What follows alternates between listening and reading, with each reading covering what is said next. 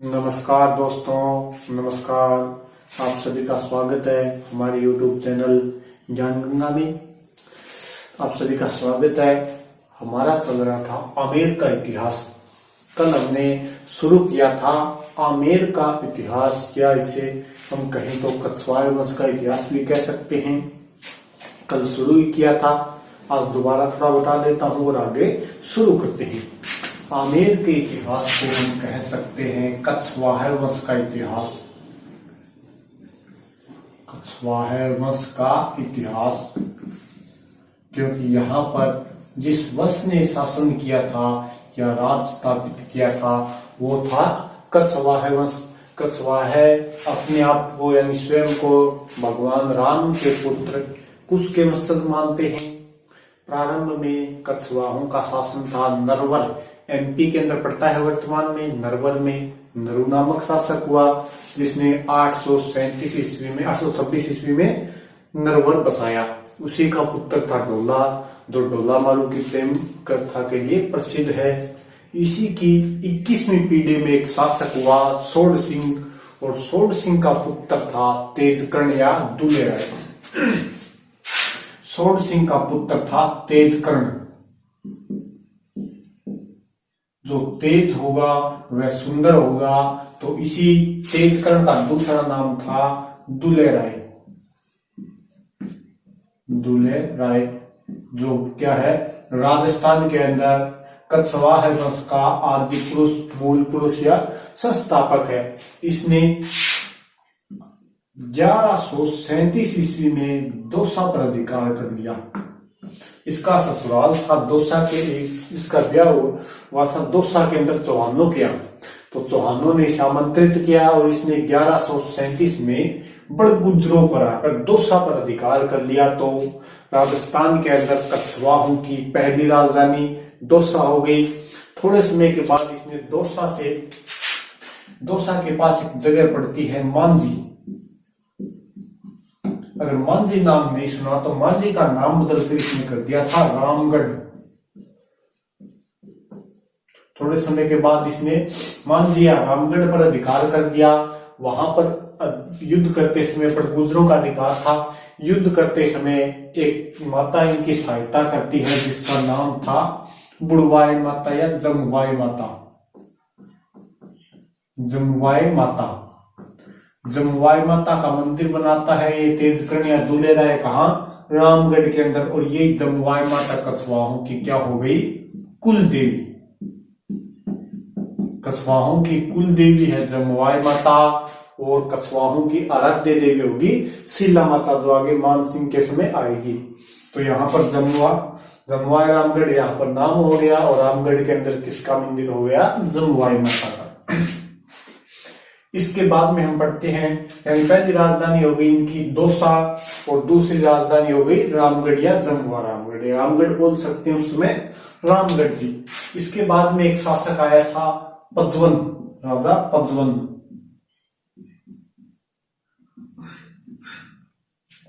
पजवन जिसे 64 युद्धों का विजेता कहा जाता है। ये बात भी मैंने आपको बताई थी। 64 युद्धों का विजेता, और ये पृथ्वीराज चौहान के समकालीन था, उनका सामंत था। पजवन सहयोगिता के समय मारा गया। 64 युद्धों का विजेता था। 100 युद्धों का विजेता बोला जाता है समुद्रगुप्त को, और 52 युद्धों का विजेता बोला जाता है मालदेव राठौर को। इसके बाद में शासक बनता है कोकिलदेव। ये इतना कल मैंने बता दिया था, आज इससे आगे देखते हैं। यानी पहला शासक आदि पुरुष मूल पुरुष हो गया तेजकर्ण। इसके बाद में आता है पजवन, और इस पजवन या पंजुन राय। इसके बाद में एक शासक आता है कछवाए वंश का कोकिलदेव।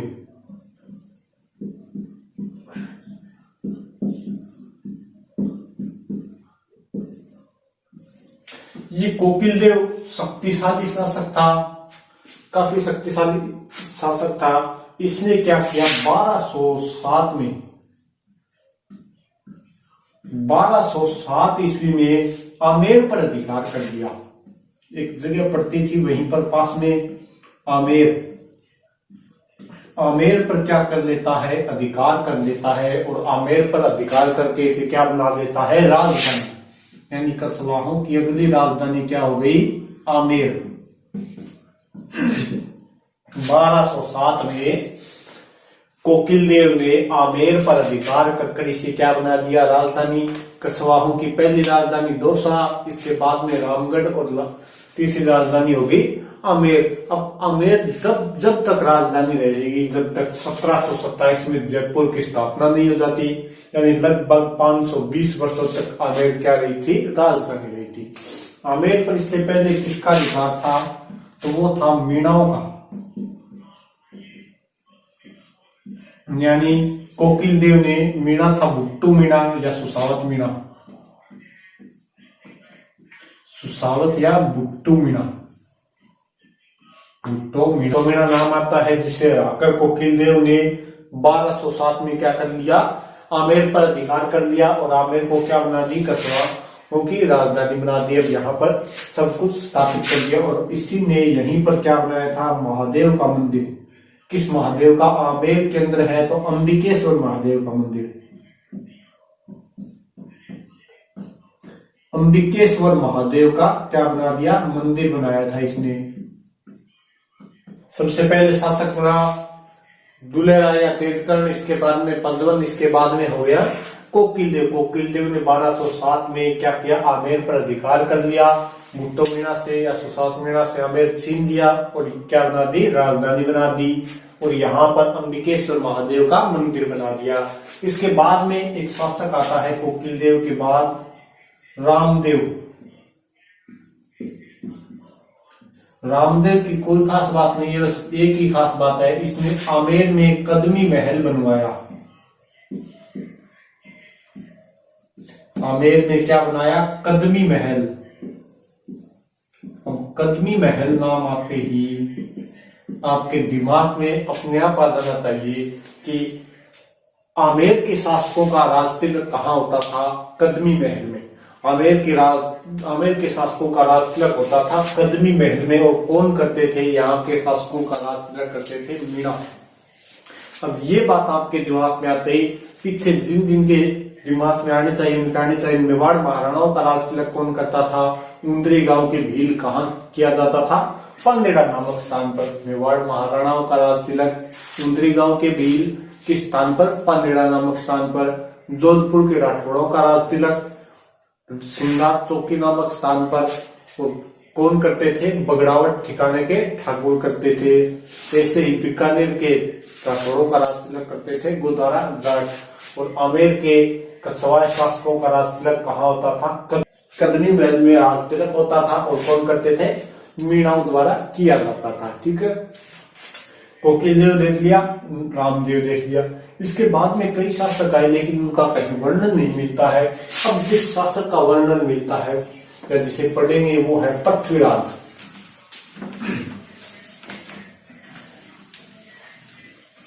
अब आगे एक शासक आता है पृथ्वीराज।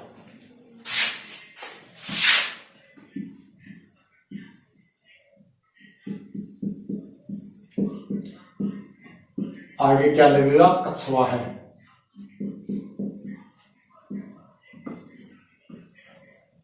पृथ्वीराज कछवाहा शासक बनता है कहाँ का? आमेर का।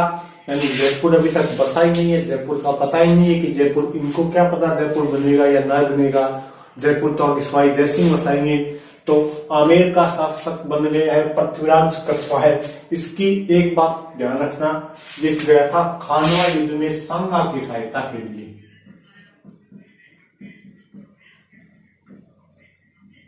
खानवा युद्ध में राणा सांगा की सहायता के लिए गया था। राणा सांगा की सहायता की इसने, लेकिन जो गया था वो गया था सामंत की हैसियत से, एक स्वतंत्र राजा की हैसियत से नहीं, ये सामंत की हैसियत से गया। पृथ्वीराज कछवाहा क्या था? राणा सांगा का सामंत था। यानी कछवाहा प्रारंभ में किन के सामंत थे? चौहानों के सामंत, बाद में गुहिलों के, सिसोदियों के सामंत हो गए और इसके बाद में इन्होंने क्या कर लिया था? मुगलों के मनसबदार बन गए थे। तो खानवा युद्ध 1527 में खानवा युद्ध में राणा सांगा की सहायता के लिए गया। इसके क्या थे? 12 पुत्र थे। इसके पुत्र थे वो 12 थे, यानी कुछ ज्यादा तो नहीं है वैसे 12 पुत्र उस टाइम। 12 भीम सिंह, पूर्णमल, बारमल, सांगा और रूप सिंह, ये क्या हुए इसके कुछ मुख्य पुत्र है। वैसे इसके 12 पुत्र थे।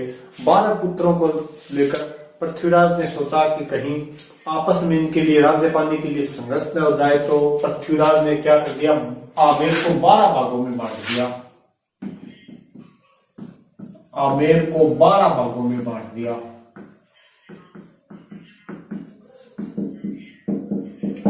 तो इस 12 भागों में बांटने के कारण आमेर प्रसिद्ध हुआ 12 कोटरी नाम से।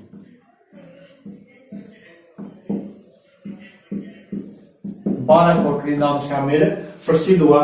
लेकिन इसने क्या किया, इसका बड़ा पुत्र था भीम सिंह। बड़ा पुत्र था भीम सिंह। आगे आमेर का शासक बनना चाहिए था भीम सिंह, लेकिन इसके ऊपर बीकानेर की बालाबाई का ज्यादा प्रभाव था। बीकानेर की थी बालाबाई, और बालाबाई के प्रभाव के कारण इसने आगे का राजा बना दिया पूर्णमल को। यानी राजा बनना चाहिए था भीम सिंह, लेकिन इसने मेन राजा जो आमेर की गद्दी थी वहां पर इसने क्या कर दिया, भीम सिंह को न बनाकर पूर्णमल को राजा बना दिया। अब यहाँ पर पूर्णमल को जब राजा बना दिया तो अन्य भाइयों ने क्या कर दिया, विद्रोह कर दिया। बड़ा राजा एक भीम सिंह बन जाता तो कोई बात नहीं थी, परंपरागत चलता रहा था, राजा का ज्येष्ठ पुत्र राजा बनता है। लेकिन यहाँ पर तो इसने क्या कर दिया, पूर्णमल को राजा बना दिया, और पूर्णमल को राजा बनाने के बाद अन्य सभी भाइयों ने क्या कर दिया, विद्रोह कर दिया। तो यहाँ पर आगे राजा हो गया पूर्णमल। इसके थोड़े समय बाद पूर्णमल को हटाकर यहाँ पर राजा बन जाता है वापस भीम सिंह। राजा बन जाता है वापस भीम सिंह, लेकिन भीम सिंह के कोई संतान, भीम सिंह का पुत्र इसके बाद राजा बनता है रतन सिंह। इसके बाद में भीम सिंह का पुत्र राजा बनता है रतन सिंह। रतन सिंह का भाई था एक आस्करण। आस्करण को कहकर बारमल ने रतन सिंह को जय दिलवा दिया, और बाद में बारमल ने क्या कर दिया, आस्करण को भी समाप्त कर दिया। मुख्य भूमिका यहाँ पर रहेगी बारमल की। भीम सिंह के बाद शासक बनता है रतन सिंह। आस्करण को कहकर रतन सिंह को जय दिला दिया, और क्या कर दिया, आस्करण को भी समाप्त कर दिया। यहाँ पर मुख्य भूमिका रह गई बारमल की। तो मेन गद्दी पर बैठ जाता है बारमल। पृथ्वीराज के बाद मेन गद्दी पर कौन बैठ जाता है, बारमल। तो बारमल से इनका मेन इतिहास शुरू होता है। कछवाहों का मेन इतिहास शुरू होता है, वो होता है बारमल से शुरू। ये जो सांगा था इसका भाई बारमल का, इसी के नाम पर सांगा ने बसाया हुआ है। आगे शासक हो गया बारमल। बारमल शासक बनता है 1547 से 1573 तक। ये बात ध्यान रखना, जो रतन सिंह शासक बना था उसके समय आक्रमण हुआ था शेरशाह सूरी का, और उसने क्या कर लिया था, भिन्नता स्वीकार कर ली थी, कोई लड़ाई नहीं की थी। इसके बाद में देखिए बारमल शासक बना है 1547 में। बारमल ने क्या किया है, वैसे तो राजगद्दी हथियाई है तो इसको भी डर रहेगा कि बाकी के भाई विद्रोह ना कर दे। आते आते 1556 आ गया। 1556 ये हो गया अपना राजस्थान, और यहां पर शासन है बारमल का। हरियाणा में एक जगह पड़ती है नारनौल, और यहां का सूबेदार है मजनू खान।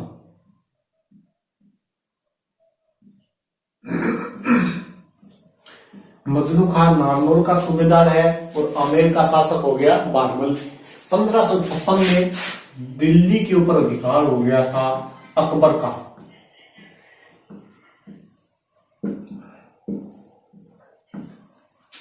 बारमल को बार बार अपने भाइयों का डर रह रहा था, कभी कोई भाई आक्रमण कर देता, कभी कोई। तो बारमल और मजनू खान के आपस में थी मित्रता। बारमल ने मजनू खान से कहा कि मजनू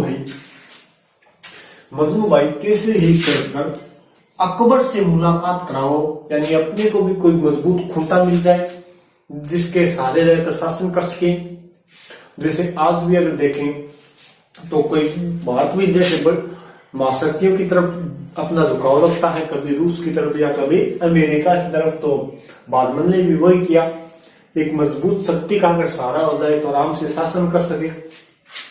तो 1556 में बारमल पहली बार 1556 में बारमल पहली बार कहा जाता है? आगरा के अंदर जाता है। मजनू खां की सहायता से। किससे मिलता है? अकबर से मिलता है 1556 के अंदर। अधीनता स्वीकार करने के लिए जाता है, लेकिन यहाँ पर बारमल के और अकबर की कोई ज्यादा मुलाकात नहीं होती। अकबर को एक दिन हाथी क्या हो गया, चिंगर गया, यानी बिचर गया, झाड़ आ गई। हाथी पीछे पीछे, अकबर आगे आगे हो रहा था। हाथी यानी गुस्से में हो गया और अकबर को क्या करा, दौड़ा रहा था। बीच में आ गया बारमल अपने सैनिकों के साथ, क्योंकि सर्वाधिक हाथी है वो है कुंडा गांव आमेर। कुंडा गांव आमेर में क्या है, सर्वाधिक हाथी है। तो बारमल को हाथियों का नॉलेज, इसने उस गुस्से में यानी पागल हुए हाथी को रोक लिया, जैसे भी करके रोक लिया, उसे शांत कर दिया। अकबर ने पूछा कि ये आदमी कौन है? तो आसपास खड़े सैनिकों में सरदारों ने बताया कि आमेर के राजा जी है बारमल जी, आपसे मुलाकात के लिए आए हैं। अकबर ने कहा हाँ देंगे, इन्हें भी वक्त भी देंगे और इनाम भी देंगे। ऐसे करके क्या अकबर ने बात टाल दी, यानी 1556 में बात क्या होगी, यहीं पर समाप्त होगी। क्योंकि उस समय 1556 में अकबर राजा बना था, उस समय बैरम खां के संरक्षण में रहा करता था।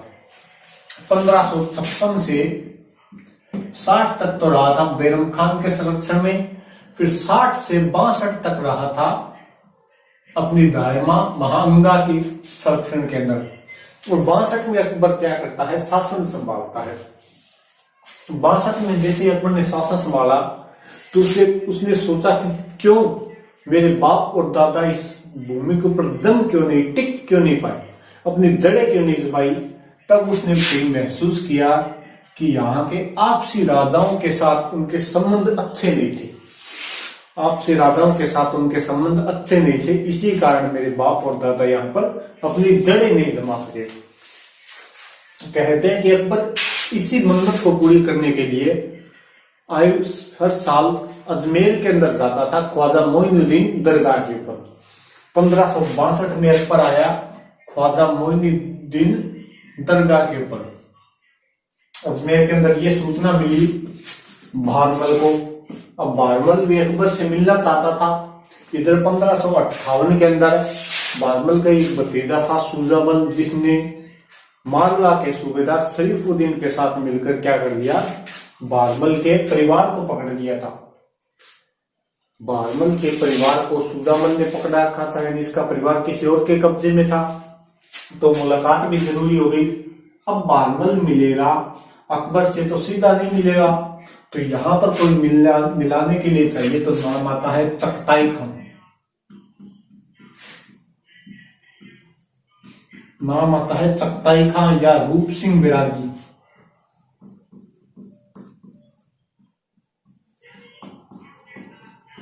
रूप सिंह बैरागी पहली बार मिला था तो किसकी सहायता से मिला था, मजनू खां की सहायता से। पहली बार बारमल अकबर से मिला था मजनू खां की सहायता से 1556 में, लेकिन वो वार्ता समाप्त हो गई थी वहीं पर। और दूसरी बार मिलेगा तो ये है चगताई खां या रूप सिंह बैरागी। चगताई खां या रूप सिंह बैरागी की सहायता से कब मिलेगा, 1562 को। अकबर जियारत के लिए जा रहा था, कहा, ख्वाजा मोइनुद्दीन चिश्ती।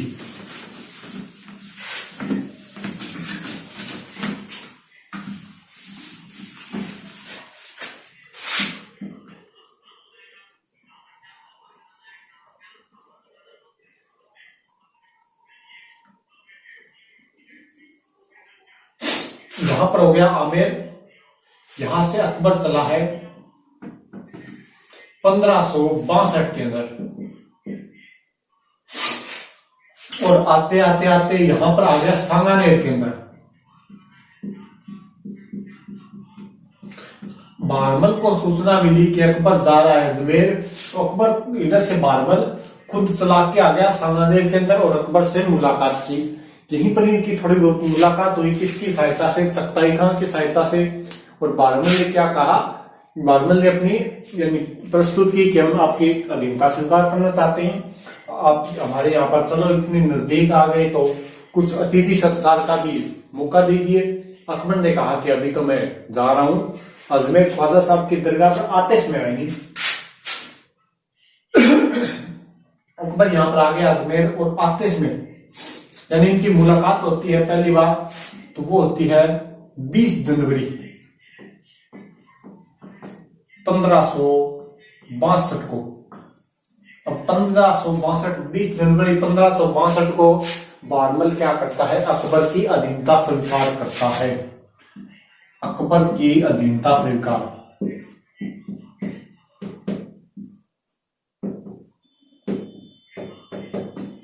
अकबर की अधीनता स्वीकार कर लेता है बारमल 20 जनवरी 1562 को।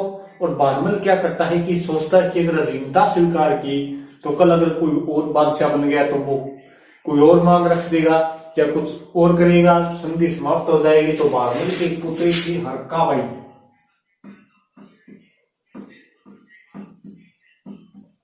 और हरकाबाई की शादी बारमल कर देता है अकबर के साथ। और इनकी शादी कब होती है, 2 फरवरी 1562 को। कहां पर होती है, सांबर के अंदर। हरकाबाई है, इसका जोधाबाई भी नाम आ सकता है, वैसे मेन नाम था हरकाबाई। सांबर के अंदर ये संधि होती है, संधि भी कहां होती है, ये भी होती है सांबर के अंदर। और सांबर के अंदर ही अकबर और हरकाबाई का क्या होता है, विवाह होता है। इस हरकाबाई को अकबर एक उपाधि देता है, मरियम उज़्ज़मानी,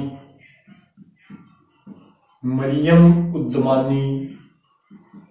और इसी का पुत्र था सलीम या जहांगीर, सलीम या जहांगीर इसी हरकाबाई का पुत्र था। शादी कब होती है, 2 फरवरी 1562 को। अधीनता स्वीकार कब की थी, 20 जनवरी 1562 को। कहां पर, सांबर के अंदर। दोनों ही काम कहां पर हुए, सांबर के अंदर। ये बात ध्यान रखना। अब देखिए, राजस्थान का पहला राजा जिसने मुगलों की अधीनता स्वीकार की, भारमल। राजस्थान की पहली रियासत जिसने मुगलों की अधीनता स्वीकार की वो थी आमेर। राजस्थान का पहला राजा जिसने मुगलों से वैवाहिक संबंध बनाए वो था बारमल। और किसका विवाह हुआ था, हरकाबाई या जोधाबाई का। कब हुआ, 2 फरवरी 1562 को। 2 फरवरी 1562 को। इसके बाद में इसका यानी कि तो शादी होगी, तो इसके बाद जो है अकबर खूब भरोसा करता था बारमल के ऊपर। जब कभी भी बाहर जाता तो राजधानी की जिम्मेदारी किसे लेकर जाता, राजा बारमल को देके जाता, यानी काफी विश्वास करने लगा था। बारमल का पुत्र था भगवंत दास, भगवंत दास। ये भी अकबर के दरबार में चला गया था और इसे मनसब दी गई थी, पहली बार 5,000 की मनसब दी गई थी। अब इसके बाद में शासक बनता है भगवंत दास। तो आज इसको पढ़ेंगे अब, भगवंत दास को। बारमल की 2-3 चीजें ध्यान रखनी है। पहली, वो पहला शासक हो गया जिसने मुगलों से अधीनता स्वीकार की, पहली रियासत हो गई।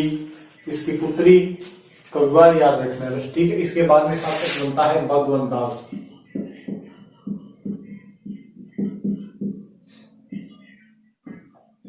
भगवंत दास कब शासक बनेगा, 1573 में, यानी बारमल की मृत्यु के बाद। इससे पहले ही अकबर से मिल चुका था कब, 1569 में, रणथंभौर विजय पर।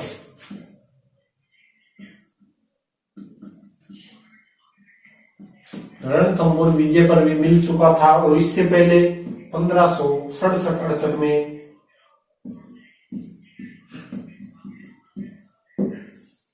चित्तौड़ के तीसरे साके केस में भी क्या था, अकबर के साथ था।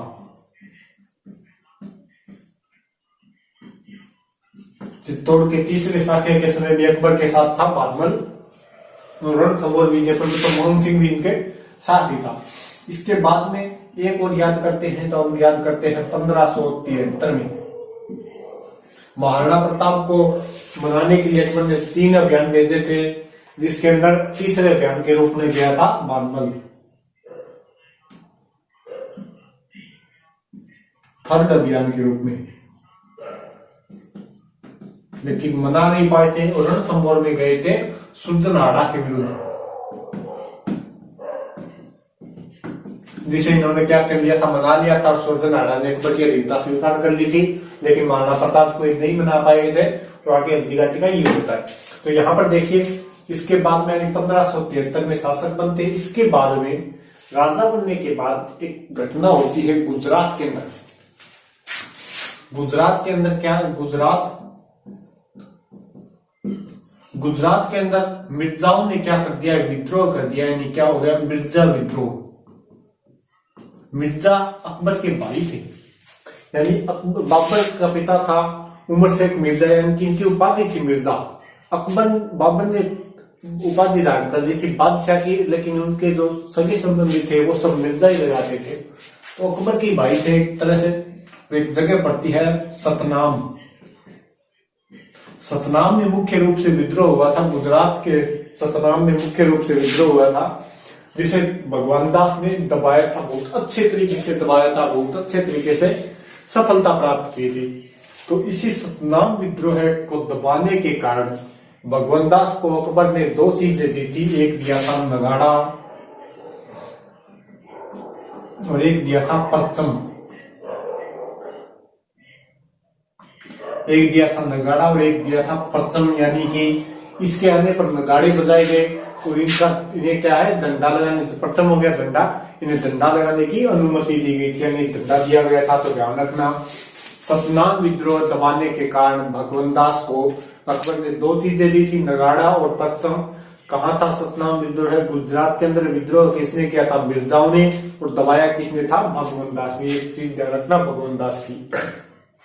एक चीज और ध्यान रखना भगवान दास की, भगवान दास की एक पुत्री थी मानीबाई, पुत्री थी मानबाई।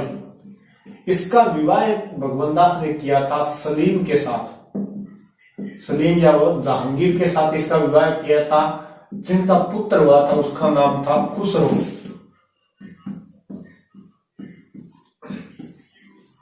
इनका पुत्र हुआ था खुसरो, और जिसकी जहांगीर ने क्या कर लिया, खुसरो ने विद्रोह कर दिया था। जहांगीर ने इसकी आंखें निकलवा ली थी और खुर्रम इसे क्या दक्षिण के अंदर ले गया और वहां पर क्या कर दिया, इसको समाप्त कर दिया। तो भगवान दास की 2 ही चीजें ध्यान रखना, एक सतनाम विद्रोह दबाने के कारण से नगाड़ा और परचम दिया गया था। किसने विद्रोह किया था, मिर्जाओं ने। और इसकी पुत्री मानीबाई का विवाह किसके साथ हुआ था, जहांगीर या सलीम के साथ। 1573 में राजा बना था। 1569 में रणथंभौर सुरजनहाड़ा के विरुद्ध गया था, सुरजनहाड़ा से संधि वार्ता की थी, उन्होंने मना लिया था। और 1567-68 तोड़ के तीसरे साल के किस्में अकबर के साथ था। ये हो गया अपना भगवान दास। इसके बाद में शासक आता है मान सिंह, वो कल करेंगे, थोड़ा इसको पढ़ लेना। Okay, thank you, bye.